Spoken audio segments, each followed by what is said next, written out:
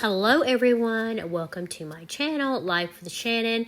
I love bringing you cleaning motivation, cleaning tips, new cleaning items that I've tried, occasional shop with me's, and do-it-yourselves. So if you are into that mom life vlog sort of thing, this is a channel for you. So if you would hit that subscribe button and like and share, that helps me out a lot. It helps my channel to continue to grow. And then we can continue to motivate each other each day.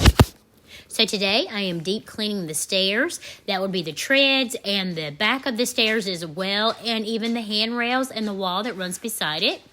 Believe it or not, this gets really, really dirty. This collects a lot of mud, dirt, dust, and debris.